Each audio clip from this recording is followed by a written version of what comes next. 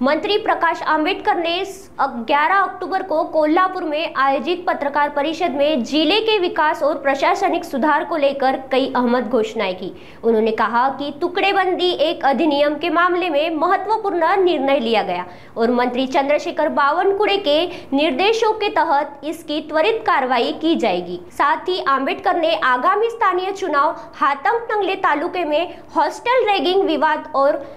Halkarni MIDC घटना पर भी अपना स्पष्ट मत रखा।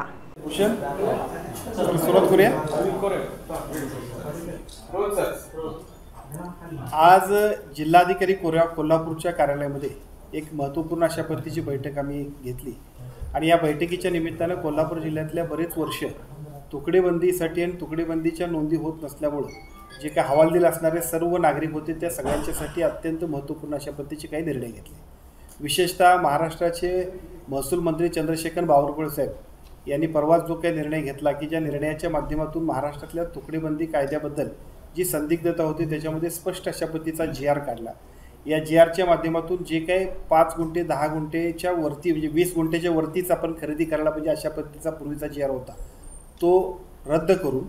जे तुकडेबंदीखाली 1 गुंठे 2 गुंठे सुद्धा जर जमीन घेतली असेल तर ती सुद्धा नोंदणी करणं, रजिस्ट्रेशन करणं आणि त्याची नोंद घालणं ह्या सगळ्या गोष्टी की ज्या अतिशय शेतकऱ्यांच्यासाठी नागरिकांच्यासाठी महत्त्वाच्या होत्या या सगळ्याबद्दलचा निर्णय त्यांनी घेतला होता। याची प्रत्यक्ष अंमलबजावणी कोल्हापूर जिल्ह्यामध्ये सुद्धा तेवढ्याच तत्परतेने व्हायला पाहिजे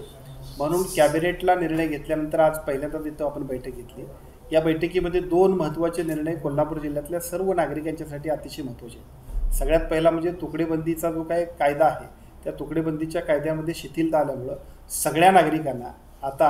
आपला दस्त जो आहे तो दस्त नोंदणी करून तलाठ्यांच्याकडे नोंदणी करता येणार आहे। याच्यामध्ये कोणतरी चिरीमिरी घ्यायचा प्रकार केला, जाणीवपूर्वक टाळायचा प्रयत्न केला तर तात्काळ जिल्हाधिकारी कार्यालय किंवा पालकमंत्री कार्यालयाकडे संपर्क करा। कोणत्याही परिस्थितीमध्ये जी कायदेशीर गोष्ट झाली याच्या अशा गोष्टींमध्ये बेकायदेशीरपणे जाणीवपूर्वक कोणी दिरंगाई केली तर त्याच्यावरती कडक कारवाई केली जाईल हा एक निर्देश देण्यात आला।